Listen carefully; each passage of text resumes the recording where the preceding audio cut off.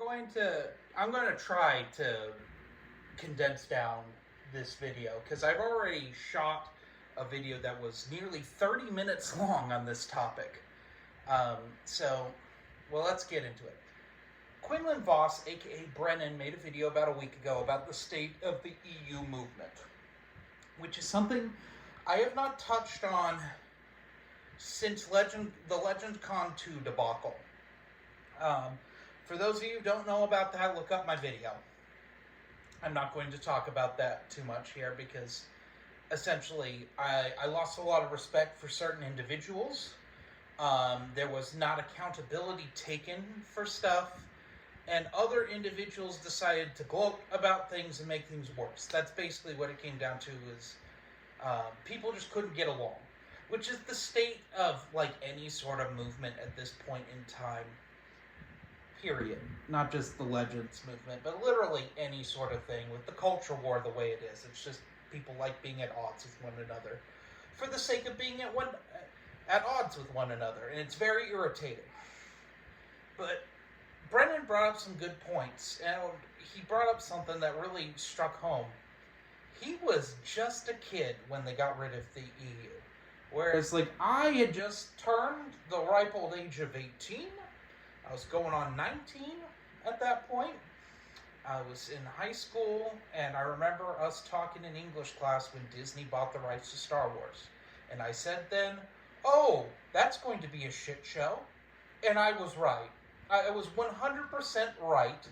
Everyone shat on me for it. I've been shat on and crucified for years about this stupid purchase of Disney's and how they've ruined Star Wars. And I was right. Kiss my fucking ass, haters. I don't fucking care. So I was, of course, part of the EU movement from damn near its genesis.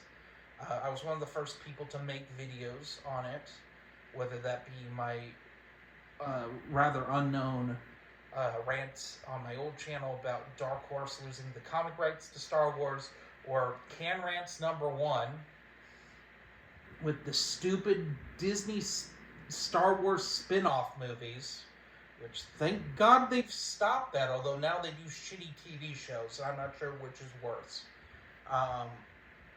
But I was not very happy with Star Wars as an IP at that point in time. But I knew that Disney would do a terrible job of it. I called it. They hadn't done... Anytime they got a hit, it was like a lot of really trying hard to get there. For every Pirates of the Caribbean, you had the Country Bears movie. For every Tangled or Frozen, you had like your Home on the Range and Mars Needs Moms. Like, it was so... Disney had gotten so spotty by that point that, like, I wouldn't have trusted the company to make anything. And that's not to say everything Disney made was bad. That's not true. I'm not going to say that The Tangled's a bad movie. I don't think it's a bad movie. I don't think Princess and the Frog's a bad movie. There's a lot of pretty solid Disney movies that came out in the late 2000s and early 2010s. But we started to see a laziness start to take hold at Disney. Once Bob Iger took over, things got lazy. And it was all about getting IPs and burning them to the ground. They did it with Marvel. They did it with Star Wars. They've done it with Alien now. They're probably going to do it with Predator. I wouldn't put it past them to do that. We may get an AVP film, which I have no faith in that being good at this point in time. With the creatives that Disney likes to work with, I don't think it's going to happen. But that's not the point of this video. Not entirely. The EU movement, though, was a fairly consistent movement. Brennan was not involved early on, so he didn't deal with the splinter groups of that initially, like the infamous David group, like the Swag 77s. Like, there were all these groups of Star Wars fans that existed. Some of them were EU fans, a lot of them weren't. and they were all very difficult to deal with. And we used to fight with them. That's just what we did. We fought with people. We made content.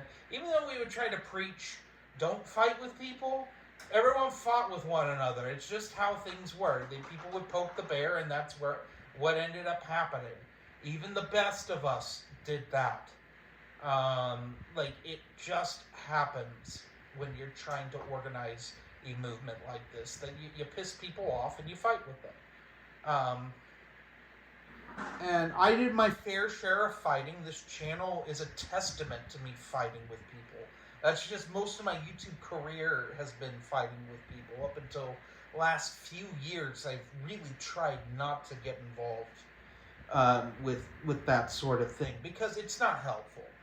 And I think in the grand scheme of things, after Legends Con 2, people went their separate ways, but they didn't stop fighting the good fight. I mean, the Quality Autism group did, but that's not their thing. They got what they wanted, and they moved on. I have no qualms with them. In fact, I'm semi-active in the Discord there. I don't consider myself really one of them, because people like to label other people as being parts of certain groups. I like to dip my toes into other people's groups, see what's going on, that sort of thing. I'm part of Brennan's Discord. I dip my toes in and see what's going on there. General Lott's Discord, I'm in there. I know that people associate me more with Noah, like the Quality Autism group, because I have my own channel in there. And that's solely because I can be very irritating and want to put trash in the server, like people punching each other in the face, and like people brawling and stuff, and cat videos and things like that. So I ended up with my own channel just so I could be annoying over there. I probably would have, if I didn't get one in there, I probably would have done it, asked for one in Brennan's or General Lott's. Probably, But Noah gave me one, and I get to put my stuff in there. Really, other people it just exists for people to ask me where to find certain things, whether it be Star Wars, Indiana Jones, Alien, Predator, Dragonlance, that sort of thing. Where to get things, or Tomb Raider. I would argue that since probably 2022, I have doubled down more on the EU than I ever did in my active days of quote-unquote fighting the good fight. And I feel like a lot of us have. Once Matt Wilkins finished Matt's Expanded Universe and his reread, and he's now doing the RP, he did, a TCW watch review of every episode of TCW. I don't know why he did that, but, it's something. I wouldn't torture myself watching shit like that, but that's his prerogative. He's now doing the RPGs, which I think is really cool stuff. That's some of the best stuff. If you haven't checked out his RPG stuff, check it out. There needs to be more documentation of the Star Wars RPGs, because they're really, especially the West End game stuff, is really fascinating stuff. Really fascinating stuff. There's still EU content out there. It just seems like there's a lull in things, and there is. It's basically a hurry up and wait scenario is where we're at, I think. And it's a subconscious thing. I think we're all just waiting to see what Disney does. But Disney clearly hasn't forgotten about Legends. I think it's where they make most of their Star Wars money back. And they're going to continue doing their new canon because they doubled down on it. And secretly, I think it's a tax write-off. When this shit doesn't sell, they can write it off on their taxes as a loss. I truly think that. Same with the Del Rey stuff. We got Marvel 108, which is probably the biggest thing we've gotten Legends-wise from Disney. And Marvel 108, wonderful stuff. I will probably get to it at the end of this year. Actually, finally, fully reviewing it. I know people been waiting for my take on that, but I've been working through all of Marvel's stuff, and we're gonna finally get to that. And I really looking forward to that one. But it's not just that. It's a lot of the reprinting of the Dark Horse stuff.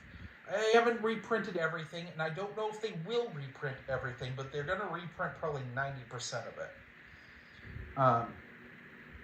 And that's good. That's really good stuff, because Dark Horse was so bad about printing things that it seems like Marvel editorials gone out of their way to try to be as inclusive with content as possible. Now they don't do a lot of the all ages comics, like the Clone Wars Adventures, your TCW, most of those tie-ins, the Adventures Digest comics.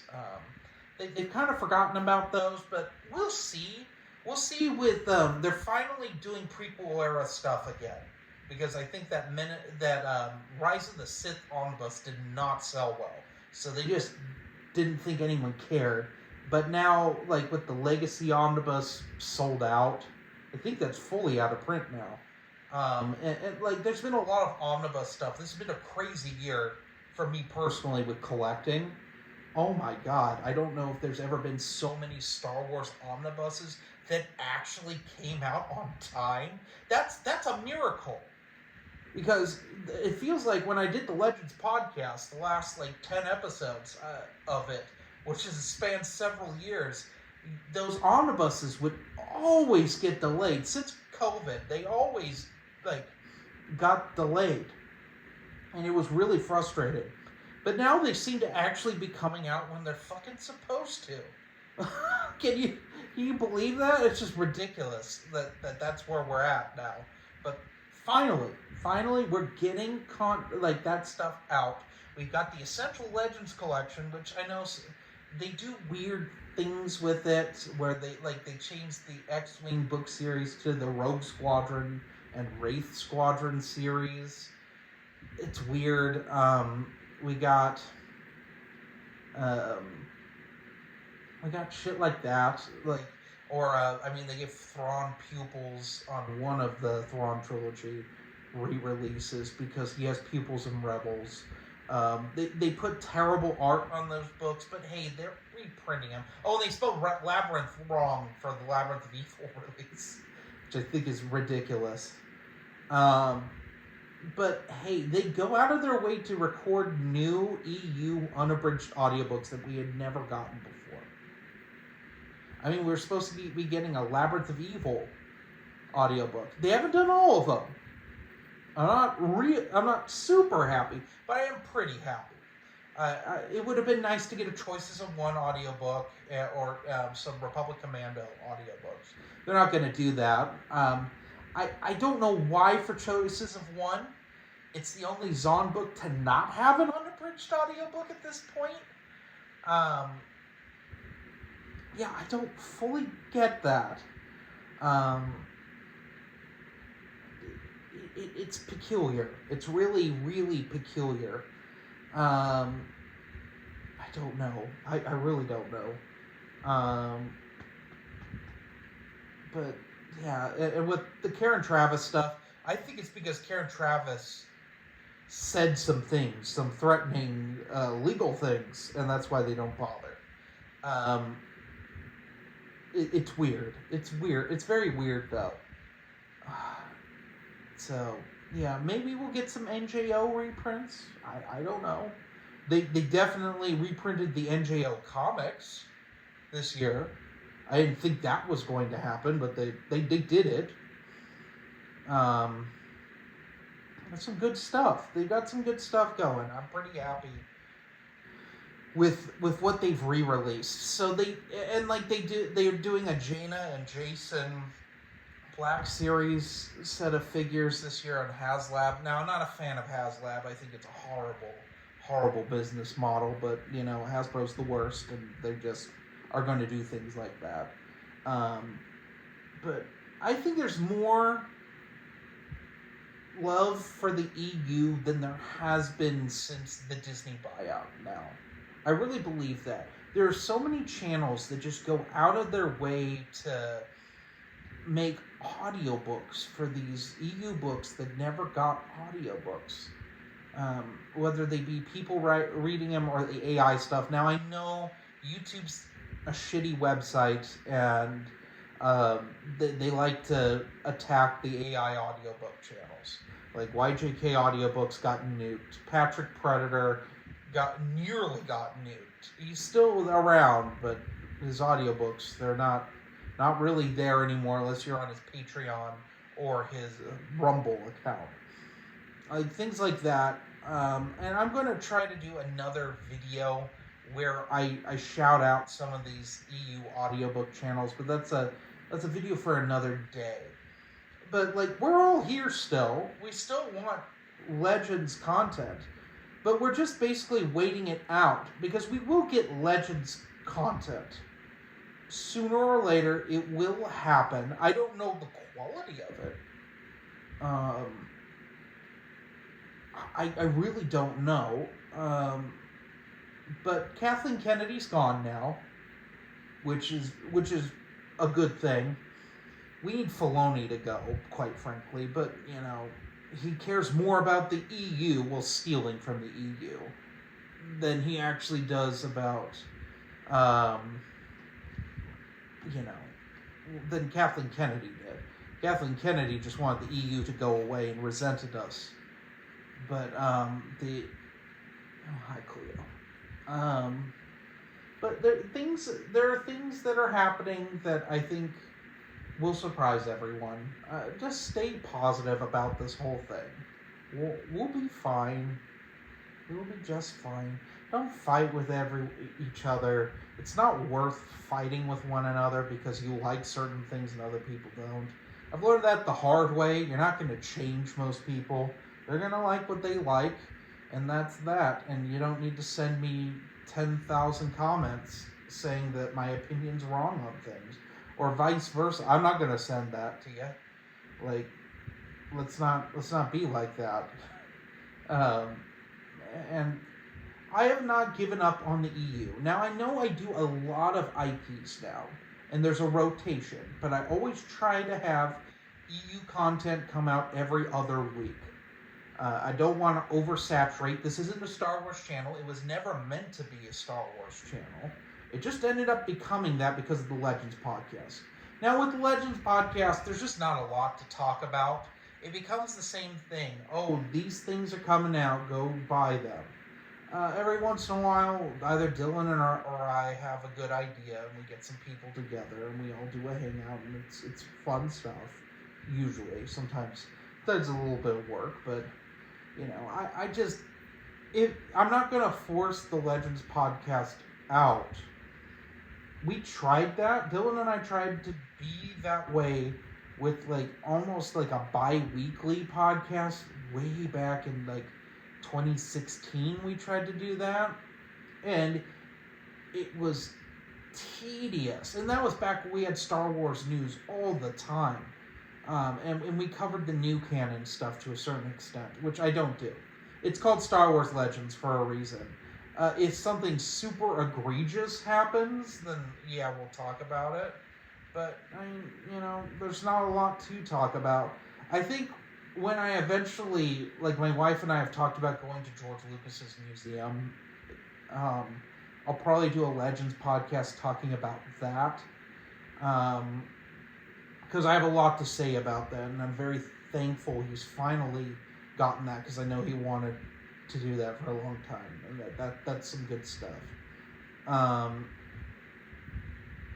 But yeah, we're getting some good Star Wars stuff. We're even getting Indiana Jones, which I do consider Star Wars and Indiana Jones go hand in hand. They're both Lucasfilm properties, and they clearly don't give two shits about Willow, and probably for the better after that Willow TV show and those horrible Chris Claremont books. I mean, you want to talk about an overrated author?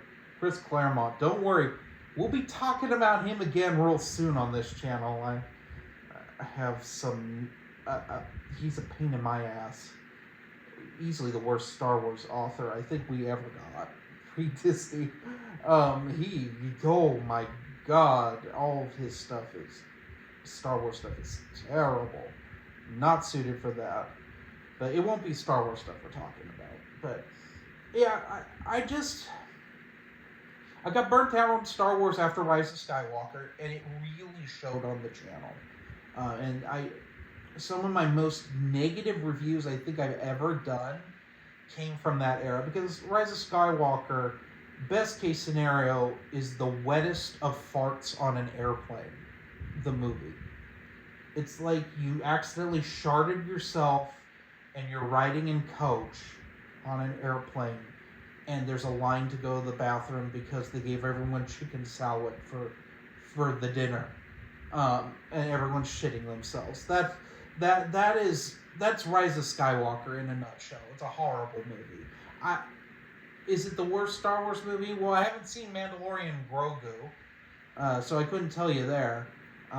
I don't really care to see it. I almost did, just to say, I have seen every Star Wars movie that came out in theaters in my lifetime. So I've never seen A New Hope, and I've never seen Return of the Jedi in theater. I saw when they did the re-release of Empire, I got to see that. But yeah, anyway, I don't really have much more to say here. Just stay positive. The EU movement's not dead. It's just waiting. It's a hurry up and wait situation, and we just gotta wait out Lucasfilm is what I'm getting at. We're getting stuff. It's mainly re-release stuff. But when they run out of re-release things, because especially with Marvel, they're almost out of omnibuses they can print that are based off of the Epic collections they've already done. So there'll probably be something, I would say, comic related in the not too distant future. That's my belief. So anyway, y'all have a nice day.